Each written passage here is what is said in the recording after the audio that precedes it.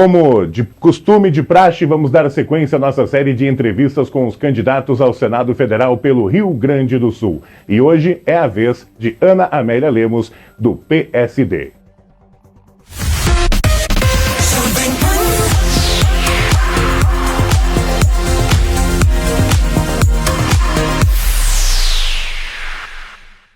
A partir de agora, você acompanha a nossa série de entrevistas com os candidatos ao Senado Federal pelo Rio Grande do Sul. A sequência das entrevistas foi determinada por ordem alfabética.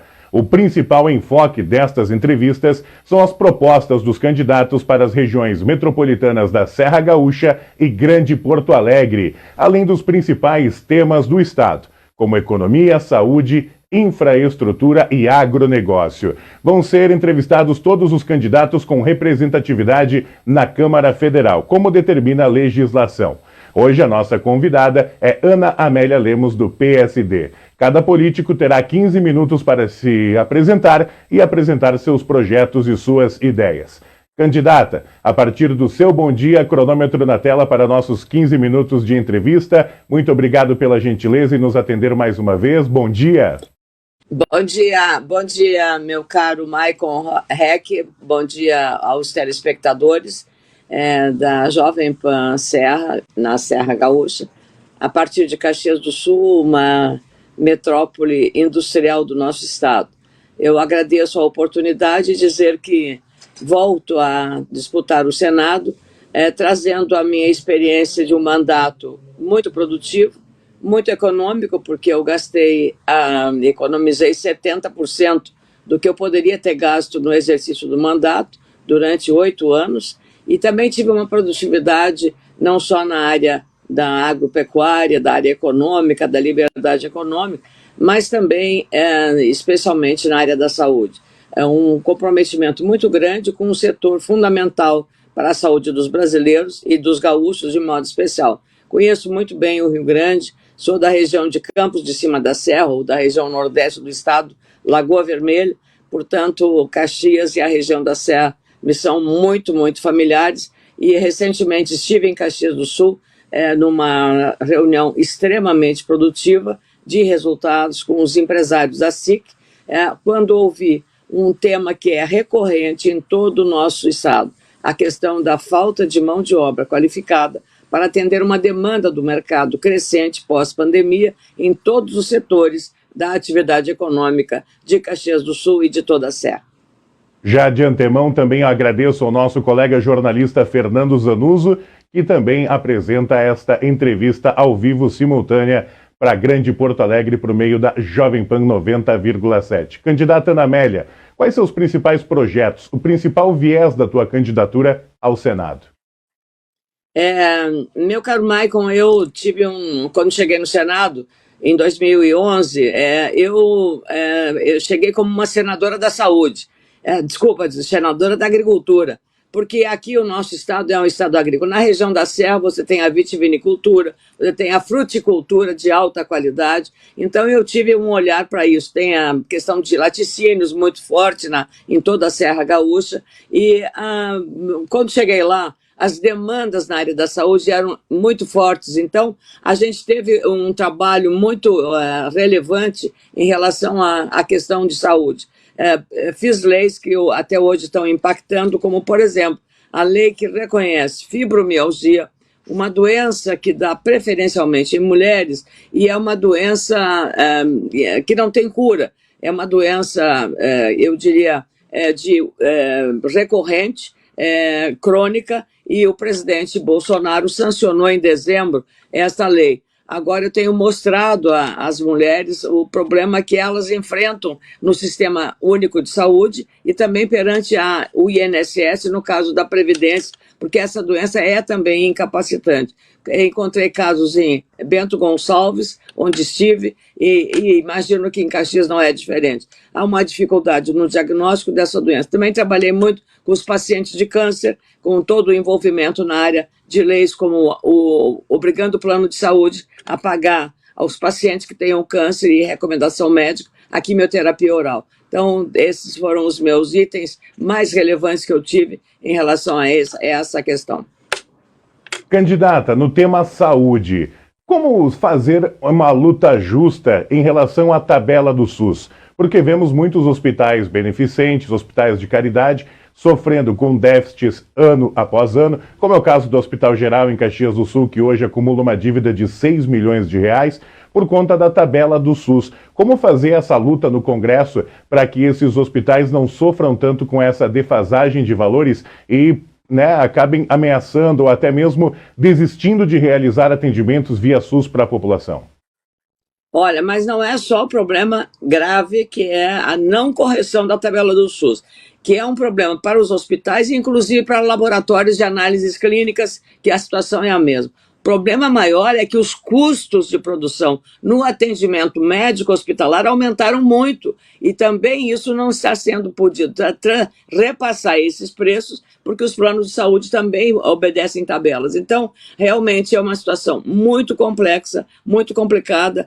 Nós trabalhamos muito, especialmente na área dos hospitais filantrópicos, hospitais públicos, no sentido de que o BNDES, assim como encontrou naquela época passada recursos para mandar para o exterior, para países que eram amigos do governo, que encontrasse linhas de crédito com juros subsidiados ou juros acessíveis para financiar os hospitais, especialmente os filantrópicos. Trabalhamos muito em relação a isso com a Federação das Santas Casas e os hospitais filantrópicos para tentar uma saída. Não é uma discussão fácil. O governo tem dificuldade de montar programas que sejam acessíveis a todo esse sistema. O SUS disponibiliza recursos, mas você vê também, com muita frequência, a questão relacionada a uma gestão desse recurso disponível. Por quê? Veja, há muitas compras de medicamentos, por exemplo, que perdem a validade e, portanto, eu diria, é jogar dinheiro no lixo. É preciso ter um rigor muito grande, especialmente na gestão, para que o recurso, que já é escasso, possa ter uma validade melhor e inclusive, fazer a correção das tabelas do SUS. Candidata, uma das principais reivindicações da classe empresarial, não apenas do setor metal mecânico, por exemplo, aqui de Caxias do Sul, mas também do agronegócio, são ligações viárias. Estradas, rodovias de qualidade, a ligação, talvez uma ampliação entre a Serra e Porto Alegre, se fala no Porto de Arroio do Sal, se fala no novo aeroporto da Serra Gaúcha a ser instalado aqui em Vila Oliva, no interior de Caxias do Sul. Como será a tua atuação em frente à infraestrutura para tentar auxiliar o escoamento da produção do agronegócio e também essa questão logística, que depende muito de uma infraestrutura de qualidade, que por vezes, na Serra e na Grande Porto Alegre, é deficitária? Essa é uma questão também muito crucial, urgente, porque não dá para você imaginar, porque o desenvolvimento é cada vez maior, a capacidade empreendedora do setor empresarial, não só de Caxias, mas de toda a Serra Gaúcha e de todo o estado. Se você vai a regiões como a região norte do Rio Grande do Sul, você vai perceber que o sofrimento é muito grande em relação a uma logística deficitária. Menos mal que agora, no programa Avançar, o governo está superando algumas das mais graves e crônicas dificuldades de logística, construindo e pavimentando rodovias. Às vezes de pequenos trechos, como um trecho lá entre Capão Bonito do Sul e Lagoa Vermelha, que é escoamento da produção, são 8 quilômetros e não era asfalto. Isso aí na época da chuva, que tem barro, e é muito complicado para o transportador que está carregando a safra colhida. Então, a mesma coisa é para a região da Serra, onde o turismo, onde a indústria cada vez mais diversificada, precisa de uma logística eficiente. Aí você tem dois caminhos. Como o recurso do Estado é escasso, você depende de emendas do governo federal, ou emendas do orçamento federal. Em vez de fazer orçamento secreto, fazer orçamento aberto e transparente para que a população saiba onde é que está sendo aplicado adequadamente o recurso público do orçamento da União. E aí o parlamentar, seja a Câmara dos Deputados, seja eu lá no Senado, trabalhar intensamente para que uma boa parte desse recurso seja encaminhado para essas obras. E também que o Estado aporte, através de programas de concessões, seja o caso, ou uma forma de cooperação com o setor privado, para que essas obras saiam do papel em condições bastante seguras, do ponto de vista do preço e também do ponto de vista da execução e do tempo que a obra vai levar para evitar um transtorno para o setor empresarial ou para quem transita nessas rodovias, meu caro Michael. Candidata Ana Amélia Lemos, do PSD, temos ainda mais 6 minutos e 15 de entrevista. Em relação à educação, a gente vem acompanhando ano após ano um déficit das notas e avaliações aqui do Rio Grande do Sul no que se refere à educação pública. A pandemia também prejudicou muito os alunos de ensino fundamental, de ensino médio, enfim. Como planejar, como apresentar projetos para uma recuperação e como criar recursos para se melhorar a qualidade do nosso ensino público aqui do Rio Grande do Sul? Você tem razão, acho que nós precisamos, o governador Eduardo Leite, o deputado Gabriel Souza, tem noção exata dessas necessidades, dessas carências.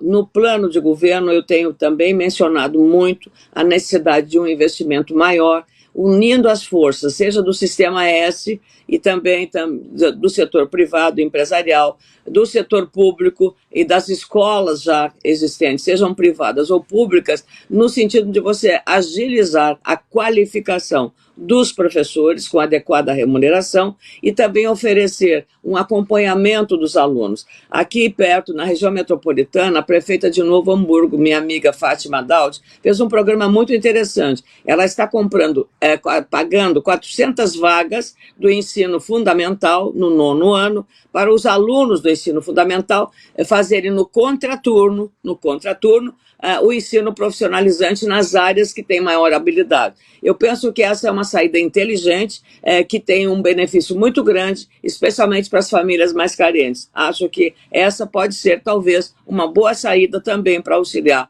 os alunos a terem uma profissão ou uma alternativa adequada e para preencher as muitas milhares de vagas que só em Caxias do Sul tem vagas para 5 mil servidores. Na área de tecnologia da informação, a chamada TI, no estado do Rio Grande do Sul são mais de 6 mil vagas necessárias somente nessa área.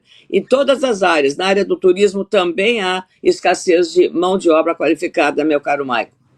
Candidata Ana Amélia Lemos, como a senhora enxerga uma possível alteração da Constituição Federal para penas mais pesadas em casos de crimes hediondos e também em relação à maioridade penal? Qual a tua visão sobre esses pontos de segurança pública?